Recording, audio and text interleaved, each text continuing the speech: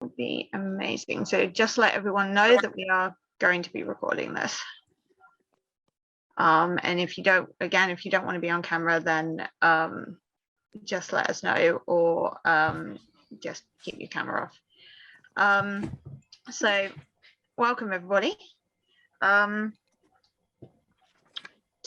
For those who don't know me, I'm Naomi Smith. I'm the Women's Officer at Birkbeck College Students' Union. And for some context, but for those who, again, might not know, Birkbeck is an evening university based in central London.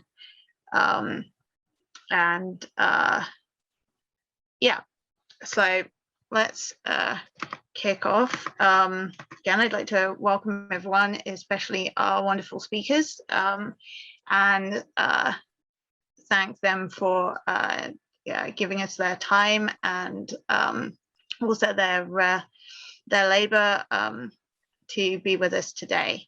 And again, thank you so much to my fellow organizers, to Guillermo and Floyd, and for Hannah, who is one of our staff members and will be moderating today. So any tech questions or anything like that, let Hannah know. Before we really kick off, I'm just going to read out our safe space policy. So in accordance with our core values, the Students' Union is committed to creating a safe, tolerant and inclusive environment. This means that all students should be able to participate in union events without fear of bullying and harassment or violent, aggressive, intimidating or discriminatory behaviour. The Students' Union encourages debates and expects all members to be able to discuss conflicting viewpoints respectfully. All members should use appropriate and respectful language when speaking and respect others' point of view when listening.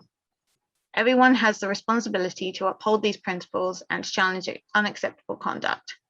If you feel that this policy is being violated at any point, please raise it with a member of union staff or an elected officer. It's the collective responsibility of all to uphold good conduct and to challenge others' unacceptable conduct. If conduct is observed that's not in accordance with this policy, individuals may be asked to leave an event or activity or be removed from an online group, event or forum by a representative of the Students' Union. All right, so just to quickly explain the format and schedule, I'm going to talk for a little bit and then we will screen some footage from the Clapham Common Vigil for Sarah Everard that Floyd very kindly provided us with, and Hannah has done an amazing job editing. Then we'll hear from our speakers, and then we'll have time at the end for a quick question and answer session. So,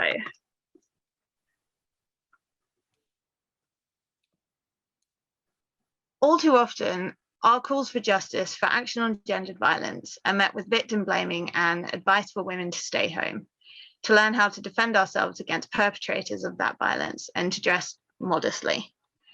Rarely, if ever, are the perpetrators of such violence asked to take accountability for their actions and to change their behaviour. And rarely do victims see any real justice. And the underlying cultural norms that encourage gendered violence are rarely addressed by those with the power to effect real change in our society. Over the last year, we've seen police around the globe use their existing powers to crack down hard on citizens exercising their right to peaceful protest, from riot police breaking up a violent vigil for Elijah McClain, himself a victim of police brutality in the US, to police violence at the vigil for Sarah Everard in London after she was murdered by one of their own. And rather than offer legislation to reform or even abolish this oppressive institution, the UK government's offered solution is a bill that increases police powers and violates our civil rights, silencing our voices and putting us in even more danger than ever before. So the reason we're all here is the Police Crime Sentencing and Courts Bill, which not only gives police expanded powers to control the lengths of protests and to impose maximum noise levels on protesters, and it also allows for the prosecution of activists for serious annoyance. This concept has not been defined clearly and goes against the disruptive purposes of peaceful protest and of civil disobedience. There can be little doubt, based on past experience, that the vagueness around what constitutes annoyance will be used and abused by the police, by government, and by the courts to silence legitimate protest. The bill also gives police the right to remove so-called unauthorized encampments on or partly on highways and prohibit those moved from a site from returning within 12 months, which opens the door to further discrimination against unhoused people, travelers, and long-term protests. We cannot allow this to stand. This bill is being sold to the public as a means of tackling gendered violence, among other things, while simultaneously being used to justify, excuse, and enable police violence against individuals, something which disproportionately affects women, people of color, unhoused people, travelers, and trans and non-binary people, just to name a few. We say not in our name. We're taking advantage today of the virtual setting of this rally to make it a truly interactive and more accessible event than we might otherwise have had were we able to gather in person. But the downside to holding protests online is that we lose that vital ability to disrupt, which is, after all, one of the essential purposes of protest and of civil disobedience. It certainly isn't the same as marching through the streets or assembling in Trafalgar Square, as many of our fellow citizens did earlier today, to protest the very same bill that we are here to rally against this afternoon. But if this bill becomes law, this might very well become the norm for protests in this country. And this is something that we cannot stand by and allow to happen without calling it out as oppressive and in violation of our civil rights. We ask for real protection, for real change, and for real reform. And instead, we've been presented with draconian legislation that does the opposite, all without tackling the root causes of gendered violence that it claims to protect us against. So again, thank you all for coming. And for donating your time and your labor today. And thank you to Hannah for moderating and also for editing the footage that we are about to show you. And hopefully I'm not going to mess this up and manage to stream this all to you. So Hannah, can you allow participant screen sharing? Yes. Let me just... Thank you. Sorry.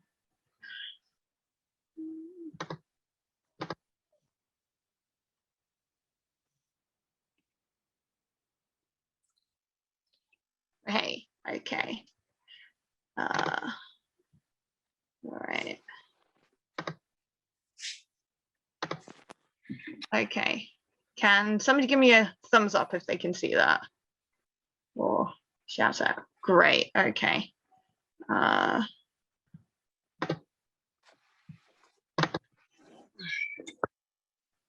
such a good girl. Thirsty? Water?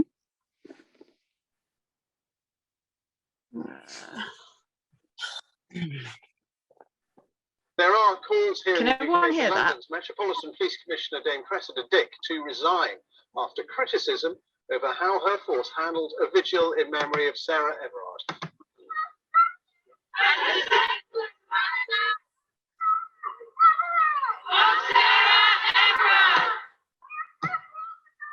We are not here today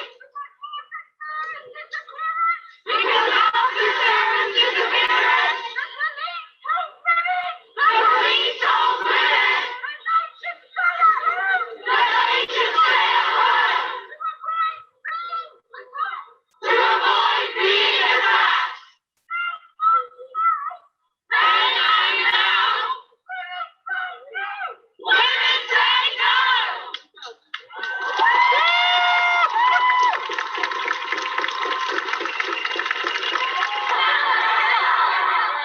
Police move in to try to break up an unofficial vigil to mark the life of Sarah Everard near to the spot where she was last seen.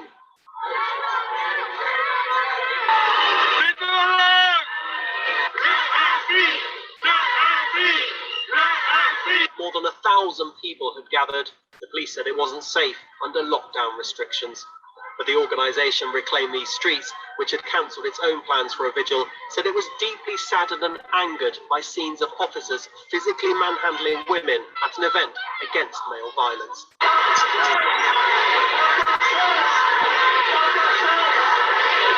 This was meant to be a very sort of peaceful vigil, really, to highlight male violence against women, and instead we have these pictures of police restraining women.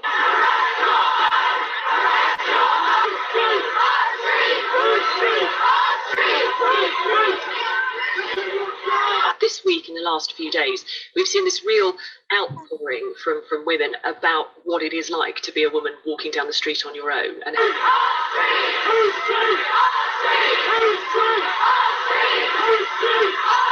I think that the police got it wrong at every single turn, not just the final image that we see, but all day yesterday and the day before, the police did not try and find a way for a peaceful protest, not a protest actually, a vigil, a moment. They did not try and find a way to work with women who are sad and angry and upset.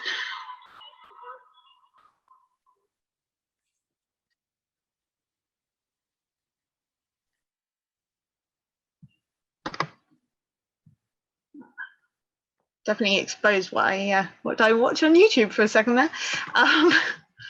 So again, thanks so much for providing that footage, Floyd, and for Hannah's amazing editing job.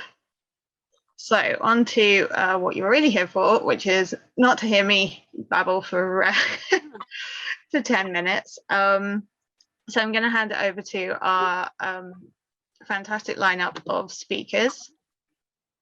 And not to put anyone on the spot, but I have Zita up first, followed by Julia, then Jaden, and then Louise. So, hi Zita, thank you so much for being here today.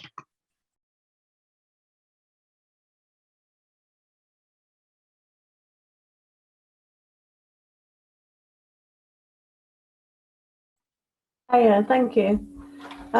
My name's Zita Holborn and I'm the National Chair of Barrack UK, Black Activists Rising Against Cuts, the National Vice President of the Public and Commercial Services Union, the Joint National Chair of Artists Union England, and a founding member of BAME Lawyers for Justice. So I've been protesting and demonstrating and campaigning for a long time, and in different ways, you know, from different perspectives on behalf of workers, part of the Black Lives Matter movement for many years, and against austerity and cuts and a whole host of things. And one of the things that the UK prides itself on is our right to freedom of expression, which is enshrined in human rights legislation. But actually, this bill is seeking to take away that fundamental human right and our right to campaign, and our right to protest, our right to hold peaceful vigils, to march, to speak out and come together on the things that impact on us. And I want to focus a bit on race and how this will impact on Black and minority ethnic people in particular. The criminal justice system already discriminates on grounds of race. Black people are underrepresented in the criminal justice system when they're the victims of crime, but overrepresented when it comes to sentencing. We're disproportionately stopped and searched, racially profiled by police, and even more horrific.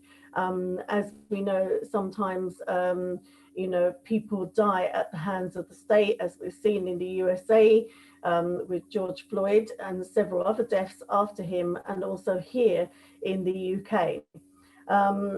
We're disproportionately stopped and searched, and up to 32 times more likely to be stopped and searched in some areas than our white counterparts, and more likely to face brutality by the police. And when it comes to protests, Black people are often singled out and treated in a very different way to white people who are at the same protest, and whether that's an anti-fascist demonstration, or whether it's a trade union march or a Black Lives Matter march. We've seen this happen, or climate change, time and time again, that we are singled out and targeted by the police. So we already face a horrific time without this bill being in place.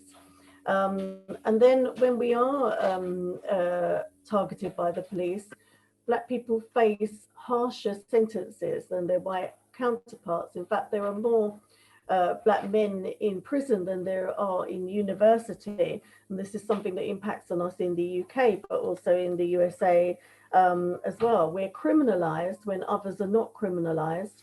And a key example of that is something that I've been campaigning on for many years before it was even called this, and that's the Windrush scandal. You know, a whole generation of people that were criminalized by the British government by virtue of their immigration status, and have gone through horrific time and still facing that injustice.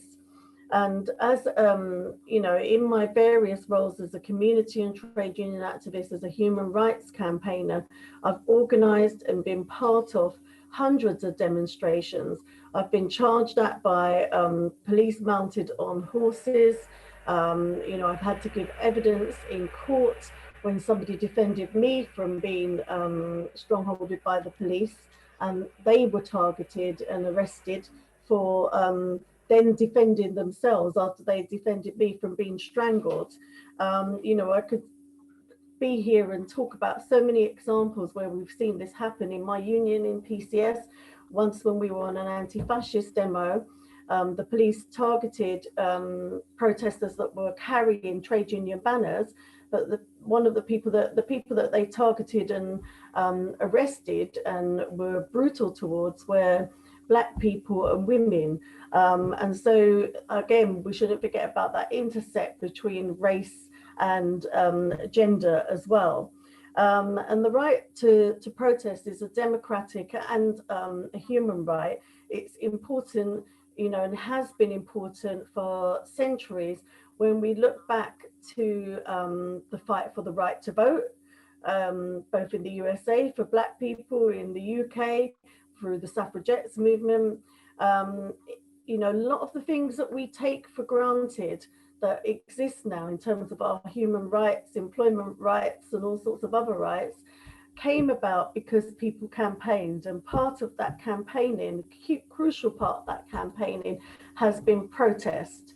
But sometimes, you know, we're at vigils where we're, you know, in remembrance of people that have died or groups of people that have died.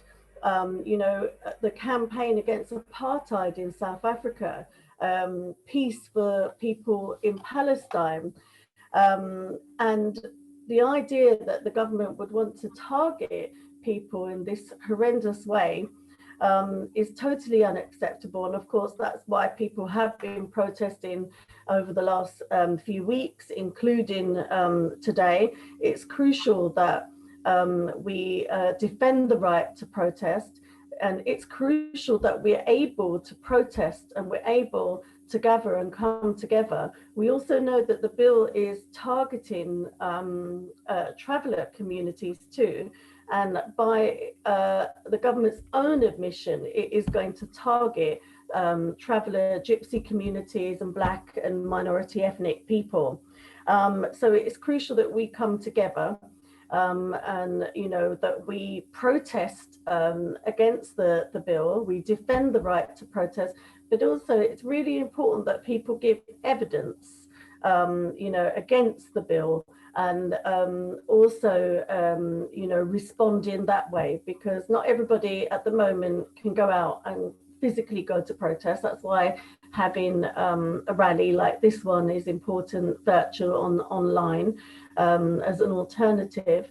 But because of how the pandemic has impacted people and people being at risk, not everyone can go out to a physical protest. So we do need to respond, and we do need to respond in great numbers and keep the pressure up. But there's lots of other ways that we can do that, and actually providing evidence is important as well. And I'll stop there. Thank you. Thank you so much, Zita. And again, thank you so much for donating your time and your labour to us today. So next up is Julia Lynch, the founder of the Global Girl Project, which she created in 2014 after over 20 years working as a community school worker and a therapist. As the founding director, she works in partnership with NGOs and schools globally to implement and run leadership programs and initiatives for girls throughout the developing world. Thank you so much for being here, Julia. Oh, there you go. You can hear me. I was like, uh-oh, my mic's not on. Hi, Naomi. Thank you so much for having me. Thanks to my good friend G, who invited me. I'm really happy to be here today. Can you hear me okay? Because I'm in a car and I want to make sure my reception's okay. Yeah? Okay. Yes. Okay, great. You sound great. Okay, perfect. If I go in and out, then it's just because I'm in a car. So I am, introduce myself a little bit. I am, obviously, I'm a woman. I'm a person of color. I'm also a gay person, and I also live in a boat. So I'm also part of the, the traveling community. And so, in a lot of ways, I'm one of those people who is targeted by this bill. And, I've spent my life, I'm Canadian.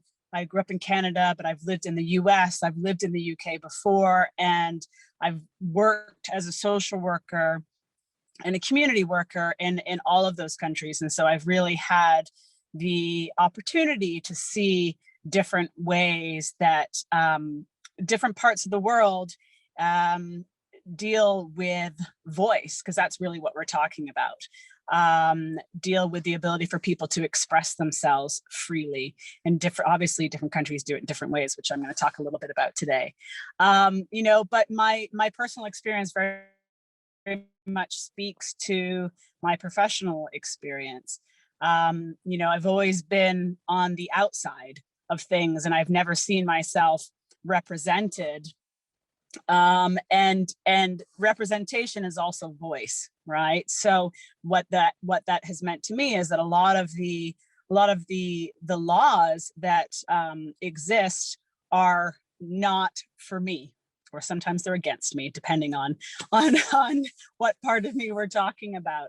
And so for me, the ability to express myself and to have my voice be heard is hugely important. So I've got some sun shining on my face now.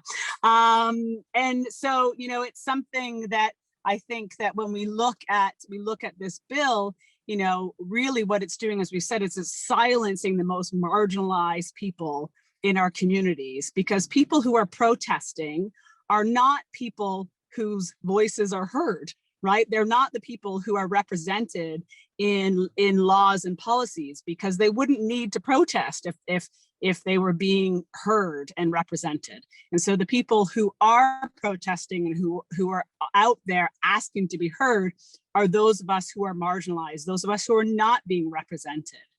And this bill, quite obviously serves to squash those voices by the powers that be. And we know who the powers that be are, right? We don't need to sort of go further into that. And so, my experiences of being a brown woman, who's gay, who, has also been an amazing opportunity for live my life outside the box. And so from that space, I developed Global Girl Project, which is my baby. Global Girl Project is my daughter.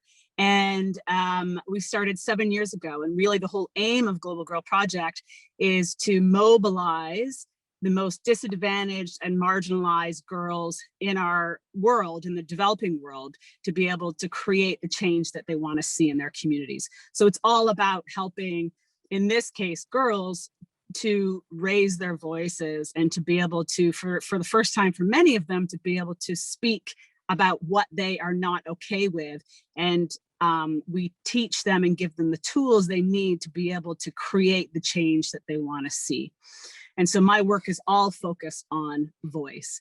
And so I think, you know, when I look at right now we're working in Afghanistan, South Africa, Haiti, Jordan, Cambodia, and I forgot the other country, India. And so there's so many countries, so it's hard to remember. And so we work only in developing countries. We work in parts of the world where marginalized communities do not even have the freedom that we have here in the UK. And so for me, I see that there's a really slippery slope here when you're starting to try to implement these laws that are starting to try to silence these voices, because I work in parts of the world where those voices have always been silenced, and see the repercussions of that. You know, so we work, for instance, our work in Haiti, you know, Haiti is the poorest country in the Northern Hemisphere. And it's, you know, the streets are often full of protests, but the protests are violent. The protests are, you know, are extremely violent. And for our girls, it puts them in a very difficult situation because they can't go out on the streets. You know, they can't go to school. They can't come to our programming. And that's because a lot of Haitians are living in a society where the politicians are not listening to them at all. You know, and that for me is kind of a fear here, is that if you're trying to completely silence people, we won't be silenced, obviously, and that things can become more violent than they would need to be. And Haiti is a perfect example of how people really are not being listened to at all, and things are getting heightened. And then the people who we're trying to protect, like women, like people of color, are the ones who end up being more at risk. We also work in Afghanistan. You know, and Afghanistan is an amazing country, but, you know, it's somewhere that really there is very little freedom. You know, and we work with the most marginalized girls, and they don't have any freedom or ability to speak their minds openly and publicly. It's very dangerous for them. It's not even something. And so when we run our programming, we have to be really, really careful to work with them in a way that they can express what they want to change without putting them in risky situations. And so, you know, for me, I can see how dangerous it is to try and, you know, especially in the name of protecting women, for instance, to try and essentially silence the people that you're supposedly protecting. And so it's a very, very, in my mind, a very slippery slope.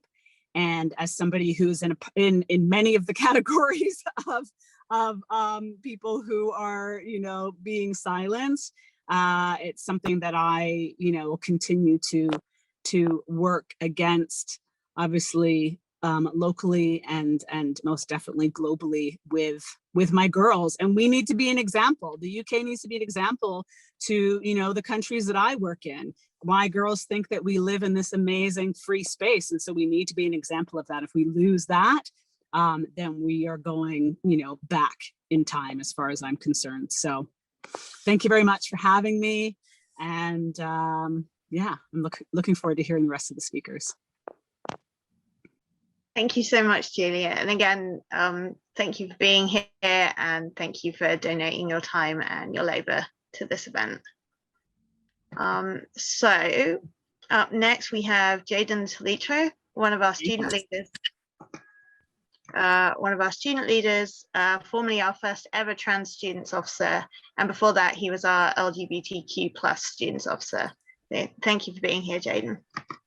Thank you for having me, Naomi. So, as Naomi said, I was the first trans officer at Birkbeck Student Union. I do have a speech written up for you guys, but I would like to add a few words before that.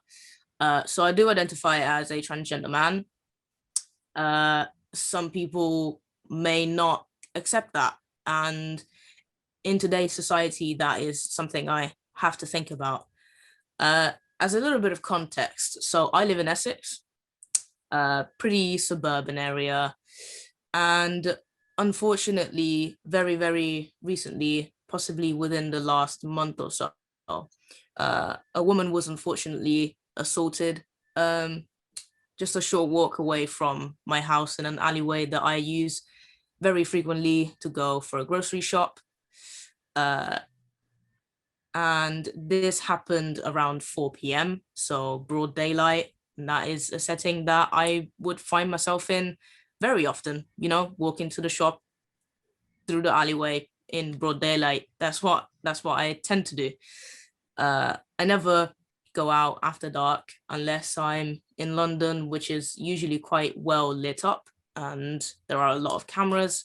Out here, it's not the same thing. So I now more than ever have a tendency of looking over my shoulder if a man passes me by, just to check that he's not gonna attack me from behind.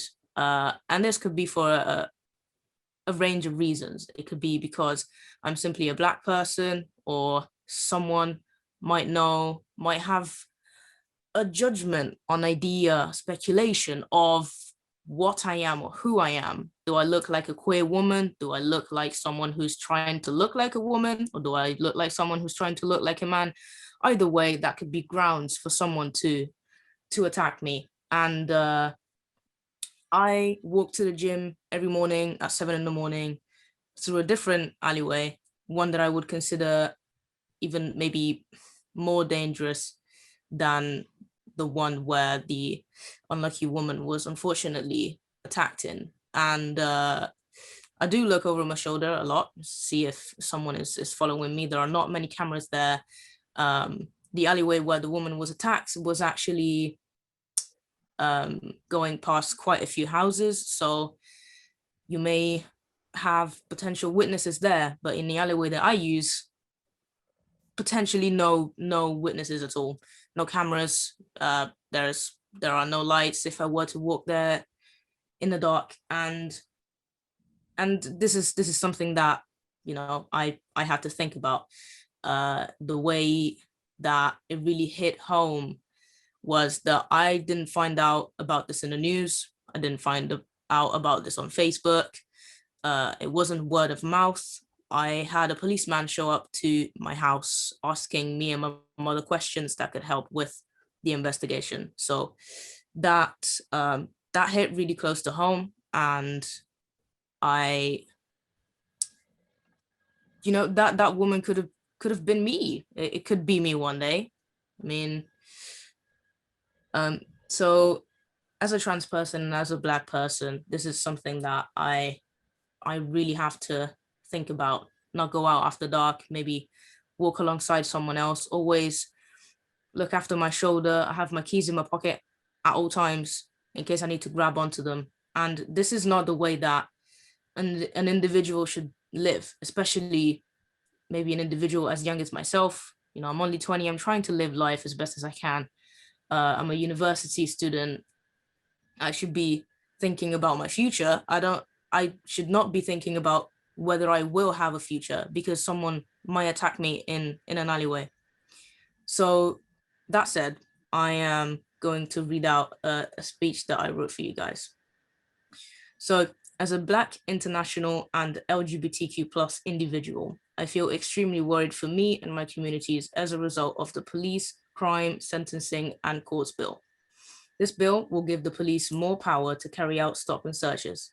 According to the most recent data, for each 1,000 people, 461 BAME individuals were stopped and searched, of which 313 were Black individuals. Only 40 white individuals were stopped and searched between 2019 and 2020 for every 1,000 people. This bill will only give the police more power to target BAME and, most importantly, Black individuals. And there is one hugely important thing that we will fear doing about this, and that is to protest. The bill will give more power to the police to potentially stop peaceful protests, assemblies, and marches, which are greatly valued in an infinite number of different communities. As a Black LGBT+ individual, protesting is the roots of my ability to have simple human rights, like accessing healthcare, loving differently, and being treated fairly by police, employers, professionals, and citizens. Black individuals have had to protest since the early 1900s. And in more than a century, although we have achieved most basic rights, Black people are still being turned down by employers. Black people are still being targeted by police. Black people are still being denied healthcare. Black people are still being killed. Black kids are still being neglected in schools. Black trans women are still being attacked and killed in the streets. If this bill passes, this country will go back decades, and the blood, sweat, and tears of countless generations will be wasted. The police have had the power to instigate conflicts between the forced and peaceful protesters during Black Lives Matter protests before the bill was even in sight. The government reassures us that the police will exert this power in a legal manner, but the government has let us down too many times, and we can't begin to imagine what will happen now.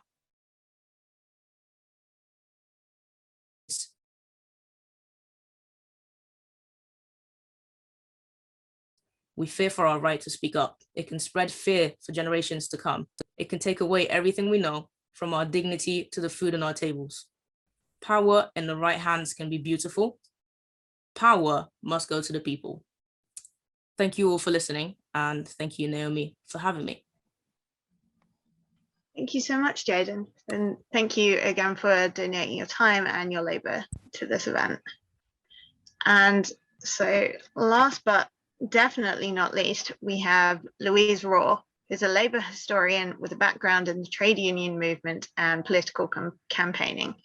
She has spoken throughout the world and in the media about her research into the Match Women's strike, and is the author of Striking a Light, the Bryant and May Match Women and Their Place in History. She's worked as a historical consultant to the BBC and appeared on camera on series like The Victorian Slum, Women in Power, DNA Journey, and Who Do You Think You Are? And has written for publications including The Independent, Morning Star, The New European, and Prospect magazine. Thank you, Louise. Thank you. That makes me sound a lot more impressive than I am. Thank you very much, Naomi. I just wanted to say, Jaden, I'm so sorry and so angry, as probably one of the oldest people here, the oldest person here probably, that you're still having to live like that. It's so, so disgusting. It's so completely unnecessary and outrageous. I've been protesting this for what feels like centuries. It's just awful that, you know, young people like yourself are still being affected by this absolute bullshit, quite frankly. Okay, I'm going to apologise if I sound a bit breathy. I've got a bit of a lung thing going on. It isn't that I ran here, although I would have run here to be part of this amazing lineup of speakers any day. And also my internet's being a right Boris Johnson today. So if my internet crashes, Naomi, and I freeze, just go on to someone else, or Hannah rather, and I'll be back within a couple of minutes. I wanted to talk about two Sarahs today.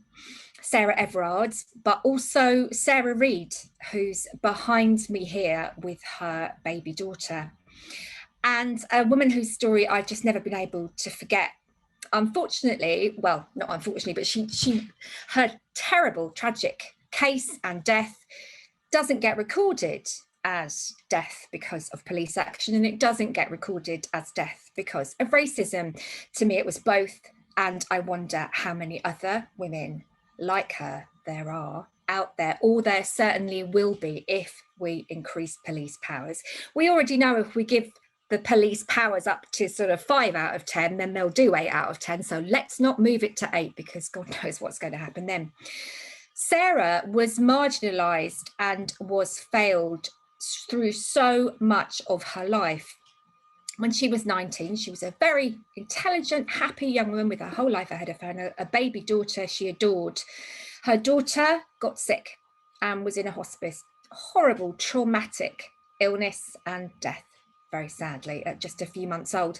Sarah, for God knows what reason, was told by the Children's Hospice, now closed, to take her baby daughter's body herself in a taxi to an undertaker's. Not surprisingly, she had mental health struggles after that. My God, who wouldn't have mental health struggles after that? And she was in a store on Regent Street when she was accused of shoplifting, wrongly accused of shoplifting. Unfortunately, the policeman who was called to that shop, the Metropolitan policeman, James Kiddie, should never have been even working as a policeman. He had 2 already complaints upheld against him for violence to the public, including to peaceful protesters, but he was sent on his own. If you've seen the footage, you'll know it's horrific. If you haven't, I don't recommend watching it without extreme care, because all trigger warnings. Sarah is sitting in this store's back room, tiny, frail woman, looking nervous, no risk to anyone. And this large Met policeman walks across for no reason, grabs her by the hair, pulls her off the chair, throws her onto the floor, drags her across the floor, out into the corridor, assaults her, punches her. He tries several times to put his hands on her neck. We know, don't we, about neck compression. We know George Floyd. We know Roger Sylvester here. We know so many cases, and the police know it too. Completely unsafe.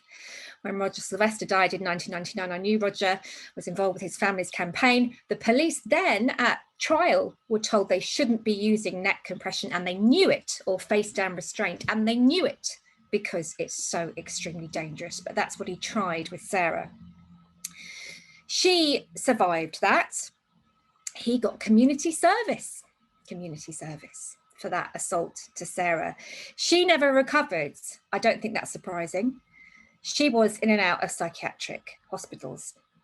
And finally, when a man tried to assault her in a psychiatric hospital, she fought back, and she'd been so traumatized by that assault. She was terrified of white men in particular. I mean, I wouldn't be surprised if most Black people were, quite frankly, because horrendous the racism people have to experience just walking down the street, living their lives. She fought back, and guess who ended up in prison? It was, of course, her, and she was not treated. She was not given her medication in Holloway. She was kept in a freezing cold cell, and she, we think, killed herself in 2016. Her mother was left having lost her granddaughter and having lost her beloved daughter, and she's never really had justice, Sarah, in my experience, in my opinion. Police violence against women, it's such a long story. Could go back to 1887. I wasn't actually there, not quite, in Trafalgar Square, a peaceful demonstration against unemployment. A young man called Alfred Linnan was killed by a police horse, and women were attacked really violently. Eleanor Marks, her clothes were ripped, and she particularly annoyed that her hat was battered by a police truncheon. Priorities, Eleanor, the hat.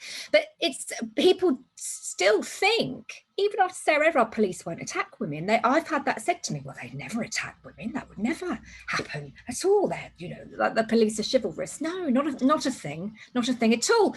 And 1910, 1913, 1914, women protesting for suffrage, not just assaulted, brutally, sexually assaulted by police, by undercover police, and by anti-suffragette men. In 1910, women's blouses were ripped open when they were protesting outside Parliament. They were thrown half naked to these gangs of men. The police were saying, do what you want with them.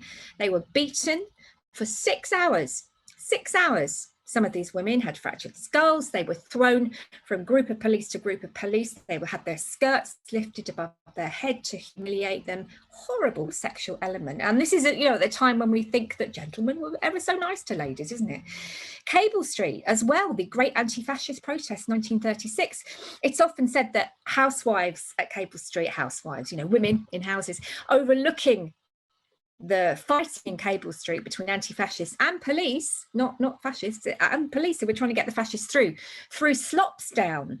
But it wasn't on the fascists, it was on the police that they threw their slops and their, you know, their rubbish, their kitchen rubbish and their waste out of the window. Why? Because they could see them assaulting women, particularly. They were assaulting young Jewish activists down the street. And again, their blouses were being torn, and they were being called, as with the suffragettes, the most disgusting sexualized insults, really awful. That one young woman was dragged to the police station. Everybody saw that had been arrested. This policeman hold his truncheon up and call her a Jewish insulting word and say he was going to hit her. But she was so brave. She looked him in the eye and said, "I'm not afraid of you." That he didn't, and just threw her in a cell instead. But this is the kind of thing that's been happening for over 100 years that we know of, and before, on peaceful protests. It's really important to state. Sarah Everard, I can't prejudice a trial, but if the person arrested for her murder did it, how did she get into that car? Did he say, "I'm a policeman, you're in danger, there's a rapist in the area, let me take you home"? You can imagine something like that, flashing the warrant cards happening. When I speculated about that on social media, I was inundated with horrendous accounts from women of assault by policemen, not women who were committing any kind of crime, women who were reporting crimes, women who had been mugged, a woman who was a young student nurse who was abused at a bus stop by some bloke, called the police. 2 police chased this man. The third stayed, took her statement and groped and assaulted her while she was giving the statement. She pushed him off. The other police came back and laughed. Another woman went to see some friends in a city she didn't know very well. She was 18, she got drunk, couldn't find her way back to the flat, separated from her friends. Kindly policeman said, "Oh, come back to mine and I'll help you. We'll have a look, we'll find the address." He raped her. He raped her for hours, hours and hours. And she had to stagger out into a strange city holding her dress together because he'd ripped it off her. How many more stories? If I've been given so many, how many are out there like that? Do we want to give these people more powers? For the love of God, can we not? And let us not forget spy cops and their abuse of women, forcing their way into women's lives, pretending to be their partners, having children with them in some cases. And let's not forget as well, who were these terrifying, dangerous groups that the police were infiltrating? You know, they were pro-animal rights organisations. They were environmental organisations. In one case, I believe it was a hedgehog rescue league. How terrifying. Please protect us from the hedgehog rescuers. My God, what a threat they are. So let us learn from these terrible, terrible stories and fight this terrible bill and not give these people who we are not safe with any more powers. Thank you. Thank you so much, Louise. And thank you again for being here and donating your time and your labour to this event. Thank you so much to all of our speakers for being here. Sadly, Julia has had to go. So just before we go on to the question and answer session, I just want to give a quick reminder of our safe space policy. And that we are committed to creating a safe, tolerant and inclusive environment. This means that all students and everyone at this event should be able to participate in our events without fear of bullying, harassment, or violent, aggressive, intimidating, or discriminatory behaviour. We encourage debate and we expect everyone to be able to discuss conflicting viewpoints respectfully. All members should use appropriate and respectful language when speaking and respect others' point of view when listening. We all have a responsibility to uphold these principles, and if you feel that the policy is being violated at any point, please raise it with a member of union staff or an elected officer. It's our collective responsibility to uphold good conduct, and if conduct is observed that is not in accordance with this policy, individuals may be asked to leave an event or activity or be removed from an online group, event or forum by a representative of the union. So that being said, I would like to offer, before we go on to the Q&A, offer a chance to anyone if they want to say anything or share a story, or as I say, we can go straight into the Q&A if someone has a question for one of our amazing panelists and speakers.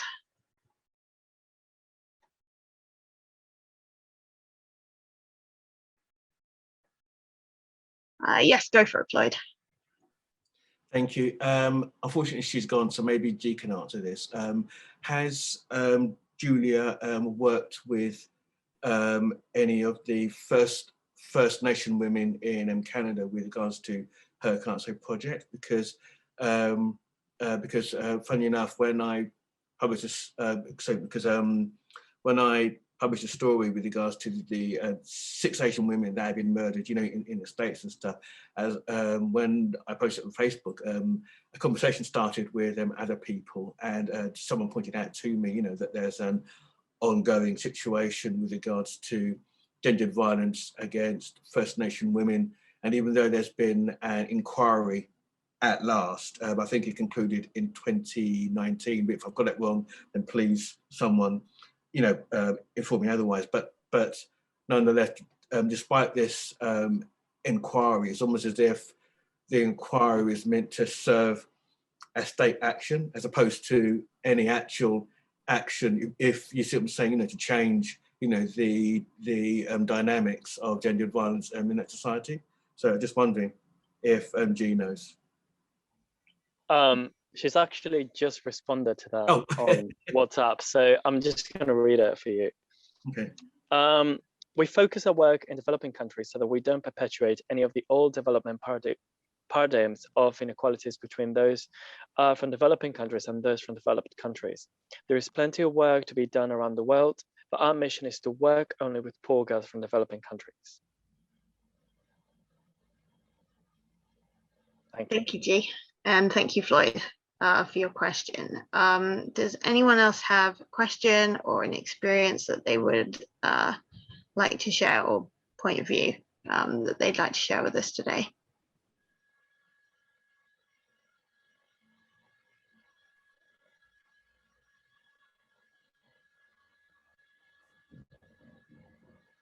If no one does, I have a question for our speakers. So, I mean, all 3 of you have touched on this already today, but we've talked a lot about the effect that this bill could have if it passes, and the importance of resisting it and speaking out against it, and the impact that this will have, particularly on people who have multiple intersectionalities with different marginalized identities. But I was wondering if we could hear more about your thoughts on some sort of practical things that we can do to resist and to fight back against this.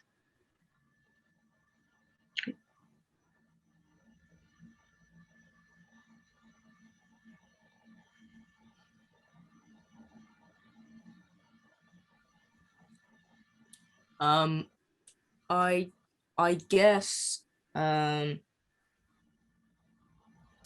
guess we could reach out to other universities and see if maybe they have networks like a Black Members Network or an anti-racism network, and see if they're up to anything. I guess the best thing to do in any situation like this is to group as many voices together as possible. And you'll be student leader next year, so that's definitely a great project that you could do. And I would definitely like to get involved. I still have 2 years to study. I'll still be around. I'm not gonna disappear forever. But yeah, I believe the best thing to do in this case is just to find as many people as we can to have who have the same objective as us, and perhaps we can organize our own protest after the pandemic is over. Who knows? But I love my protests. Some people, I mean, I'm not sure. Yeah, no, I think only Naomi and Hannah know really what I've been up to lately, but I do love my protests. I think for me, it's the best way to express my, I guess, fear and also passion. I've been to a number of protests during the pandemic, unfortunately, because it's really not, it's not the best time to be at a protest. I can't say I was following the COVID rules, unfortunately, but sometimes protesting and getting out in the streets is a last resort. And I was in the protests just weeks after George Floyd was unfortunately murdered. So yeah, G, you have your hand up. Do you want to say something? Sorry, I have a question, and I mean, any of you really can answer it, but we've talked a lot about what the consequences of this bill and giving police more powers, like what the consequences can be. And obviously, I think, you know, what can we do? What do minority, ethnics, and LGBTQ plus people and women think can be done to protect the general public and to protect these groups? Is it lessening police power? Is it abolishing the police? Is it what do you think can be done? What requests, what demands do we have to the police and to the government? It's a very broad question. Sorry. Yeah, it is a very broad question. Sorry, go on, Jane. Thank you. I mean, as actually you said, Louise, when the police went to trial for using a neck restraint, it turned out that they actually did know that was practically unlawful. I think it really does smell corrupt, you know, because if you know something is unlawful and you really get almost no consequences for it. You said community service, right? So, I mean, the real question is, how can we really grasp the government's attention? We keep writing countless petitions and they get to hundreds of thousands of signatures, and they get discussed in Parliament, and we all receive an email after that happens, and the Parliament has some bullshit excuse for why this will not be taken further. And at this point in time, we really sat here like, well, we can't just walk up to Parliament now and ask for what we want.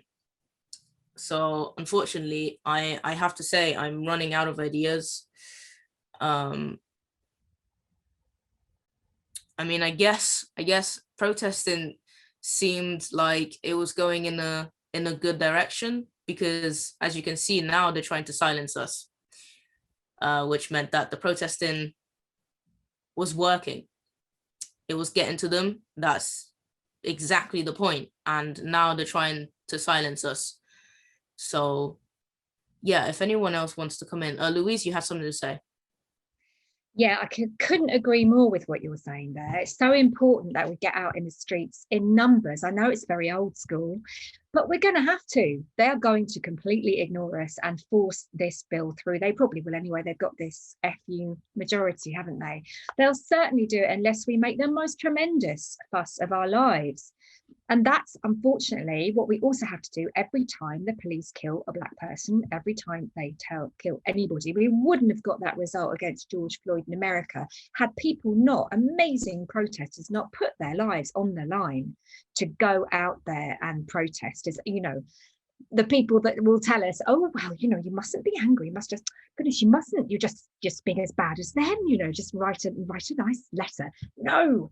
Doesn't work, never will work. We have to take to the streets about this.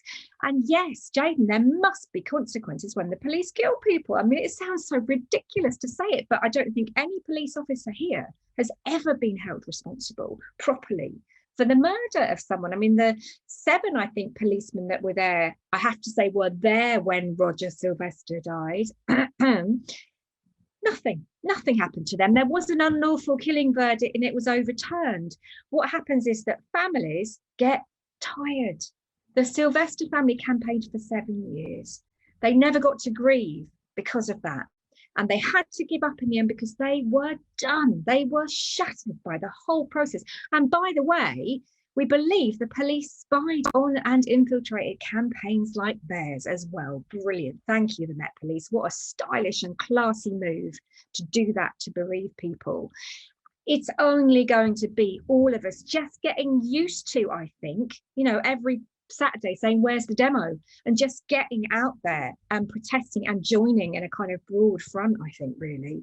Just loudly making a fuss. And by the way, if the police try to tell you that you can't protest now, you can.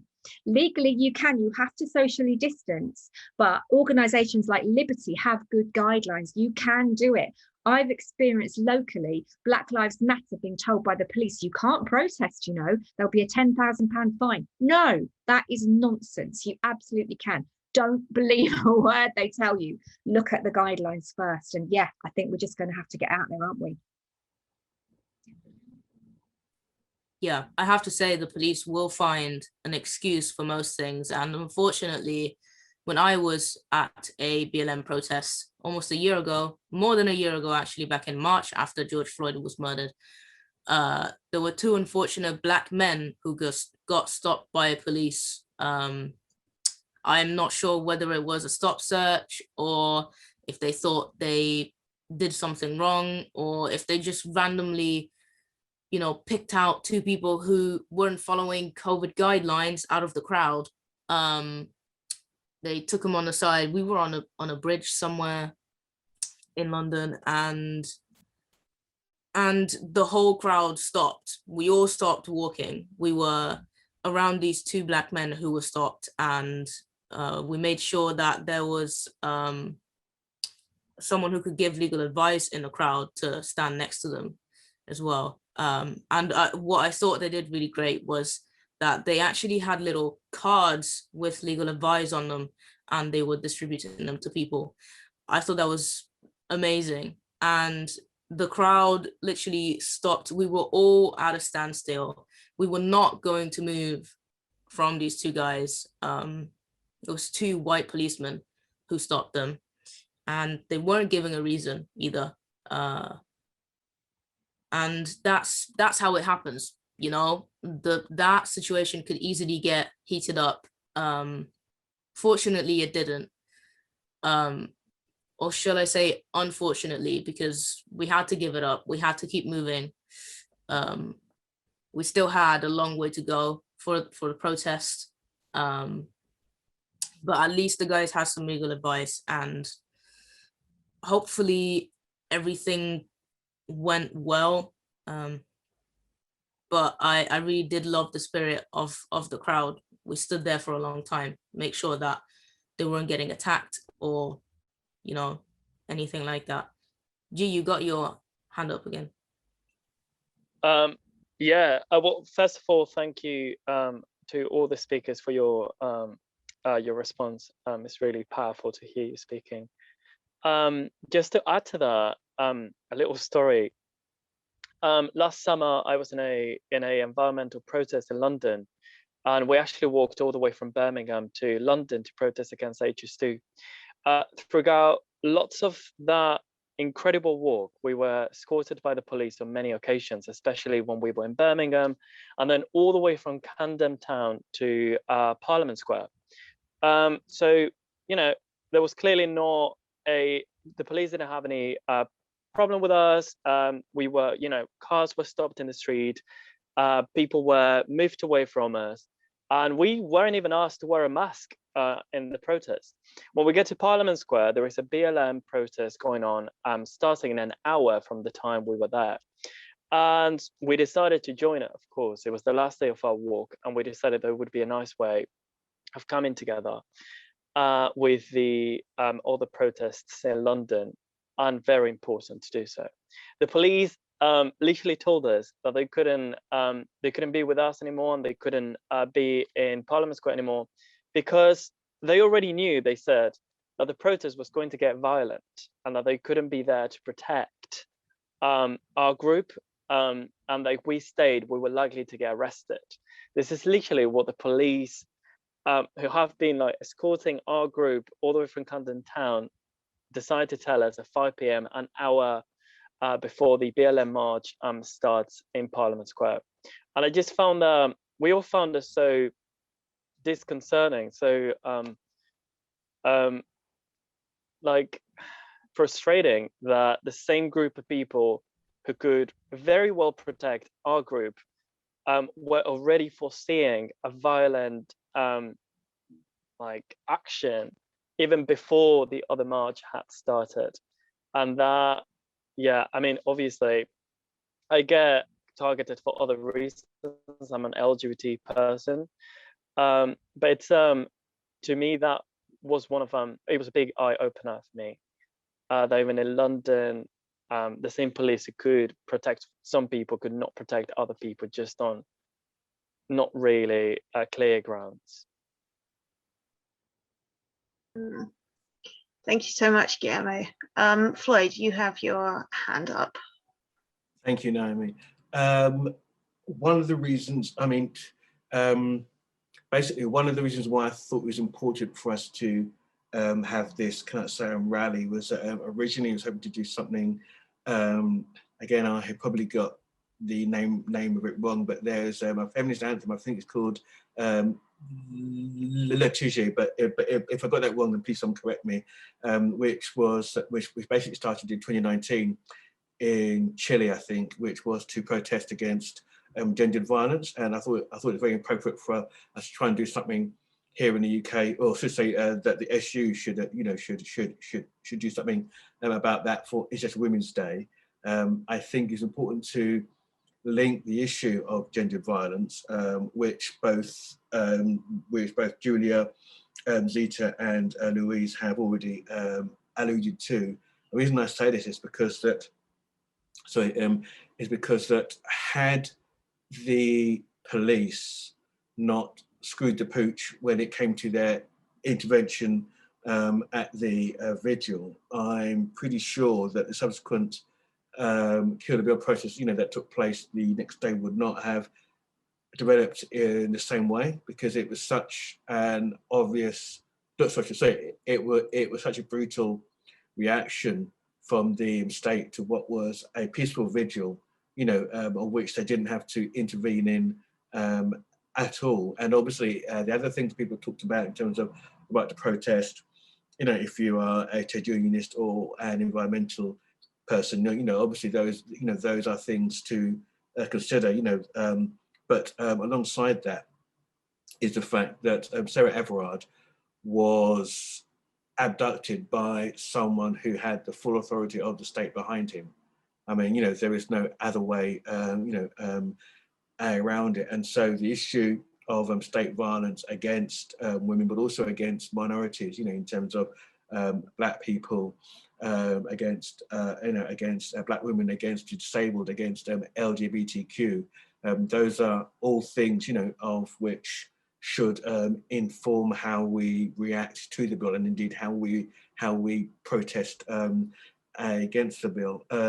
One of the ironies that I noted to end quickly was that the day after the vigil, I noticed on social media, and this is grimly ironic, is that the hashtag that was trending was not all men, and that now in the past that's been at times used ironically, when you do get an MRA, that's a men's rights activist online, but in this case there are people of whom were putting this forward as they thought as a viable counter narrative to what happened at the vigil.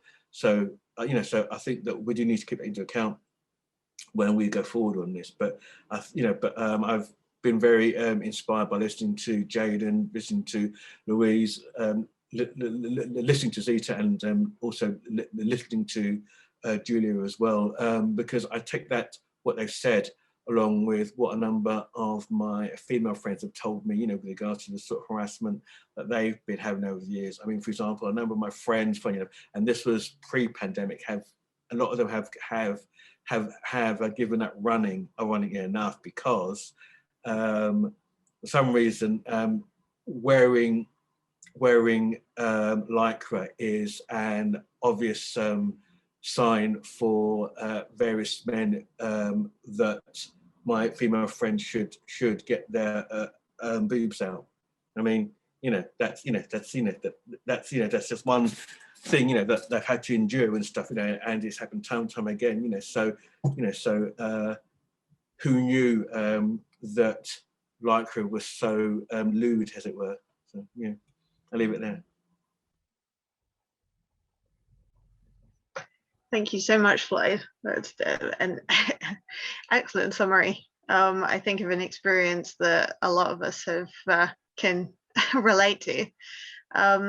I think it's also important to note that although the incident that brought this to light was the murder of Sarah Everard, and that really sort of kicked off the protests and the discussions that we've been having around gendered violence, that she is not by far not the, Louise highlighted this perfectly. She is by far not the first person and to have experienced this and to have had her life taken in such a brutal way. And that I think it's very telling. There were two women, and I apologize for forgetting their names, two women of color who were murdered late last year. And that did not spark the same media coverage, the same protests, and the same conversations that the murder of Sarah did. And Zita spoke so beautifully about about intersectionality and about how Black women and women from other marginalized communities are so disproportionately affected by these issues. And I wanted to bring it back around to really highlighting that this is a very intersectional issue. And thank you, Floyd, for putting their names in the chat. Very much appreciated. So do we have any other questions for our speakers or anything else that anyone would like to share?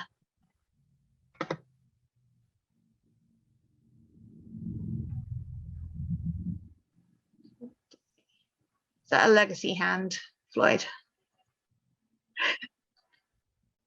Cool. I have something to say. I think at the end of the day, the best way to resolve this is to teach boys how to act. And yes, it may take a few decades for it to actually work, but at least it will be effective. These policemen that act this way, they are probably 30, 40, 50 years old. And it's understandable that they grew up in an era where it was okay to treat people badly, regardless, anyone.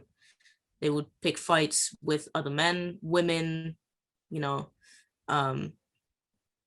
and they grew up to be the people that kill Black men and women every day. So what the government should do at this point is not give up with, the adults, but put in more effort for those kids in schools. Teach them how to treat women, teach them how to be civil,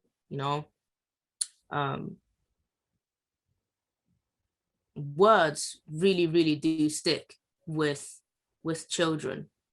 It's something that people don't really realize. And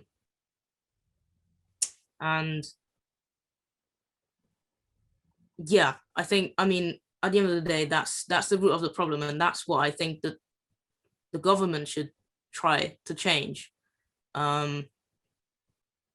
Obviously, there still are corrupt parts of, the police force and the government, but at least if kids are educated nicely now, maybe in a few decades, we won't have to hear about women being killed and their remains being found in a trash bag in the woods. It's awful, and to be honest, I'm really failing to imagine what this man has gone through to to kill someone in such a way, yeah, it's honestly, it's brutal, and I don't understand how a human brain can even get to that point. So in order to prevent it, just attack the problem from young children. Obviously there isn't a problem yet there, but you can still prevent it. So that's what I have to say.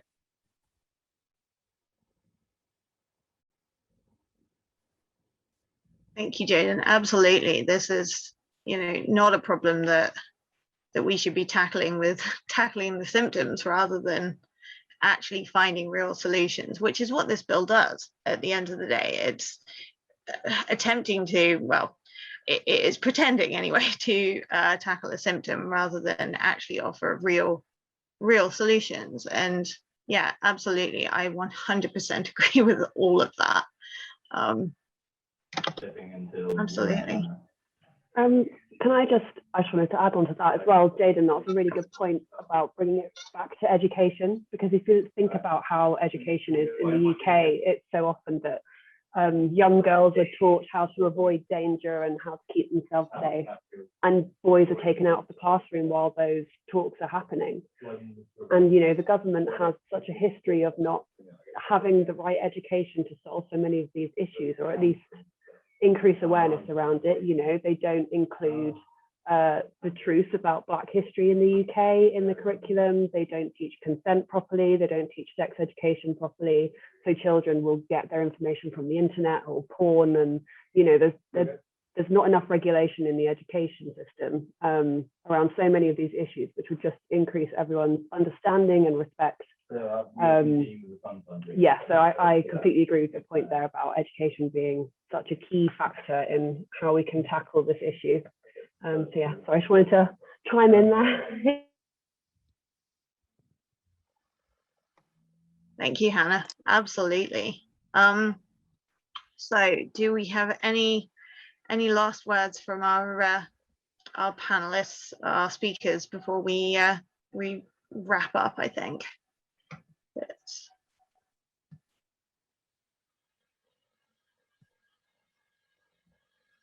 All right, cool. So I want to just wrap up with a couple of things. So again, thank you so much for everyone for coming, and thank you to our amazing lineup of speakers. We really appreciate you donating your time and your labor today. And thank you again to Floyd and Guillermo and Hannah for helping to organize and their amazing work, and Hannah for moderating and editing our video that we showed earlier. Is much appreciated. And I also want to say that Floyd mentioned that he really was the genesis for the idea for all of this, and that feminist anthem that he mentioned earlier, we are going to, once we are able to be back on campus and we can do it safely, we are definitely going to at least attempt to I don't know I know how I feel about singing on camera, but attempt to do our own version of that.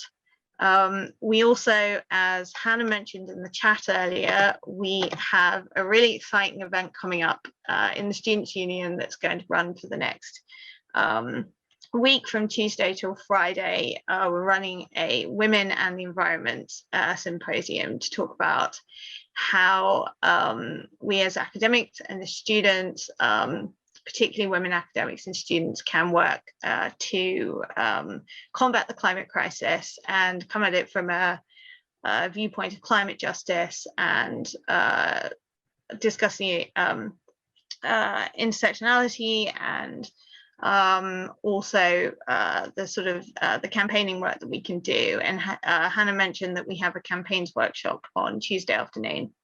So if people want to come along to learn how we can put into practice what we've been talking about, and how we can take this further on, then there is a link in the chat to book tickets. So yes, thank you so much, everyone, for coming, and I will let you get back to your evenings now and the rest of your weekend. Oh, sorry, Thank you, can I say Naomi. quickly, they're free tickets as well, by the way, for all the events. And also, Naomi, you didn't congratulate yourself. Thank you so much for putting all of this together. Yeah, you've done a great job, and this has been really, really brilliant. Thank you, everybody, for coming along. Thank you, Hannah, and thank you, everyone, again. Have a wonderful evening and a wonderful rest of your weekend.